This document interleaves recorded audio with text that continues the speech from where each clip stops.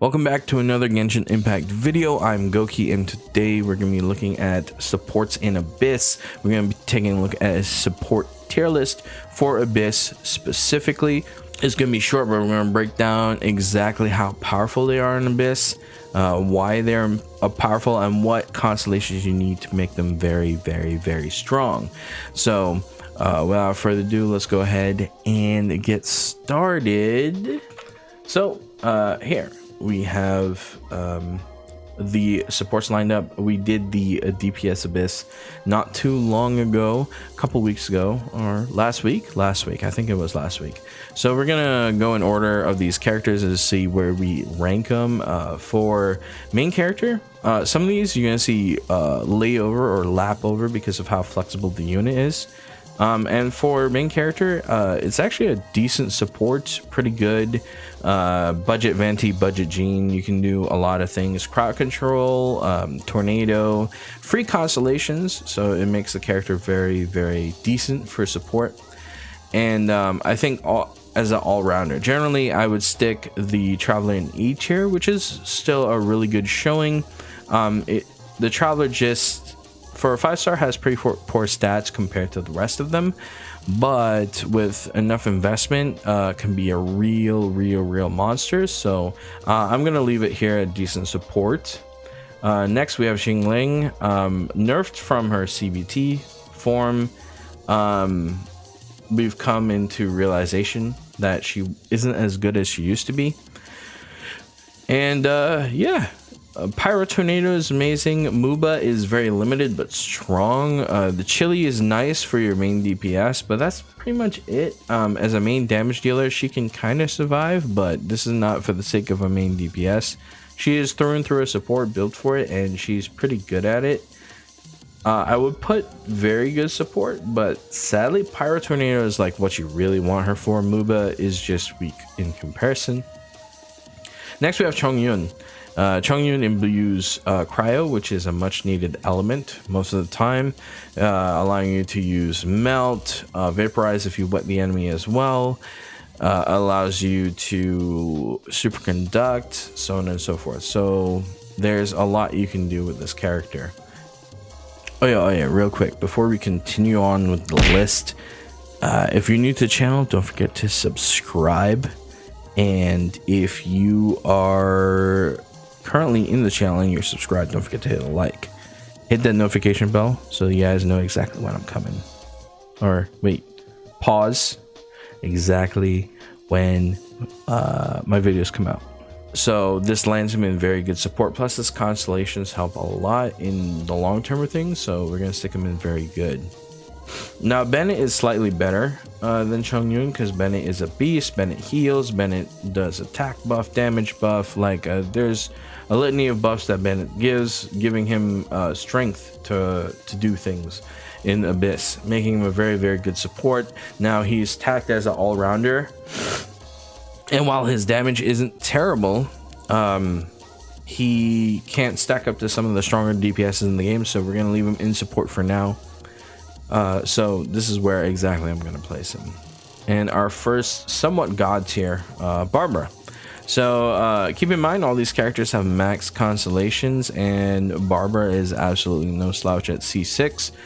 Gives you an auto revive that's very powerful in Abyss, especially if you it allows you to play a lot more recklessly than tactically, or tactically. It allows you to just chew through enemies without any caution to yourself, and it's really good. It's really good to have. Her heals are pretty strong. They're based off of HP. Water is a pretty good element, especially when combining with cryo, and she has the issue of fighting cryo enemies and freezing, but for the most part, if you're using your carry and your supports properly, you won't see that issue. So we have Diona, the newest support on the list. I am gonna put her here. She's better than Chongyun in most cases, mainly because she has like interesting buffs on her constellations, very strong buffs. In fact, she has the shield effect. She has a really good elemental burst. And for the most part, she's also cryo, so she kind of takes away the fact that she also supports with these buffs, but also heals at the same time, puts her similar to Bennett in the case against Chongyun, sadly. But don't get twisted, she's not like miles ahead of Chongyun, but she's still a very, very good support. I might even, her being cryo might even lean her towards this direction, a little bit ahead of Bennett for the most part. And then moving on, the sisters are reunited. Abyss Demigod Jean. Now, crowd control is an amazing thing. Healing is an amazing thing. Honestly, she could be Abyss God for support, but I'm keeping her Demigod mainly because compared to other 5 stars, her stats just doesn't stack up, and her and there's a better attack-based percentage healer, and so like putting them in the same tier is kind of weird. So yeah, but she's really, really good for crowd control. Her Q is fantastic, and she's a powerful character, especially at C6, so we're gonna leave her there. Lisa, pretty decent support for the most part. I'm gonna move Hero here because he's pretty much mini venti. Might put him towards the end here actually, as a decent support. But we have Lisa. Lisa is a powerful support, in fact. Very strong in terms of the supportive capabilities that she has, but after that she kind of falls off. So if you guys are looking for Lisa as a support, she's there. DPS wise, she's not very strong, but being Electro is really strong with a combination of superconduct, and if you have a good physical damage dealer, she's built for that in combination with any of these ice units that you see around you. Very powerful. The first Abyss God is Fischl. Fischl is extremely flexible. Dropping Oz and dipping is very powerful. It's pretty much giving you a secondary character on the field, and Oz takes percentage of Fischl's attack damage as his own. Very strong. She has multiple bow flexibilities, stringless, rust, and the compound bow. So I would say for the most part, Fischl's looking very strong. The second Abyss God for support, Kiki, claimed to be the best healer in the game, and I am, suffice to say, after all watching videos, playing with the character myself, yeah, Kiki is very powerful. Being able to just hit E and then switch back to your main damage dealer to keep their life up, to keep their life topped up, is very powerful. Very strong indeed. And Barbara does the same thing, but Kiki is ice, so you can't get frozen unless you get hit with water and then frozen that way. So Kiki's just better in most healers' cases. She's just, you know, just a tier, a cloth cut above the rest when it comes to healing. Very strong, and she's attack based just like Jean. So this is the healer I was talking about that was better than Jean in most cases. Although for elemental wise, you know, wind is also very valuable. Next we have Venti, the other and final Abyss God. Venti is very strong. Elemental bursts, his Q's and E's. His elemental burst, elemental skill, very good for crowd control, very good for just slaying rooms off of just E's and Q's alone, and then or like switching into your other characters like Amber, charging up shots and hitting people in the crit spots and stuff. Really good, really powerful. I think so. Then we have Kaeya.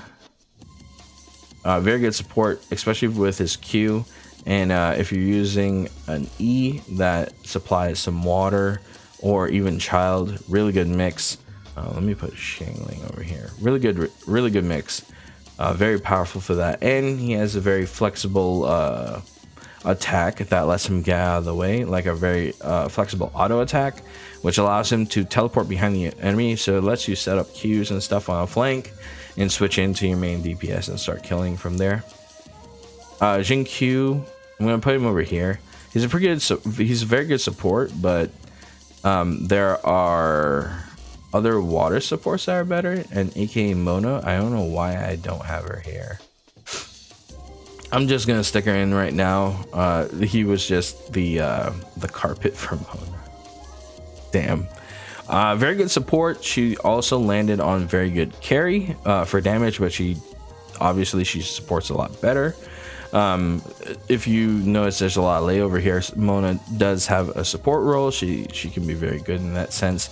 Casting water is really strong, especially with all these new cryo units coming out slowly but surely. And yeah, for the most part, Mona is an Abyss demigod. Like I said, lots of layover because a lot of these units are very flexible. Then we have Noelle. She is probably in the very good tier. I put her above Xingqiu, mainly because she can solo rooms on her own as long as you are attentive and you are always making sure you check both sides of the road. Very strong. Auto heals the entire party. You can keep her E's and Q's up really like a large amount. Very tanky. Brick house, always healing, very strong.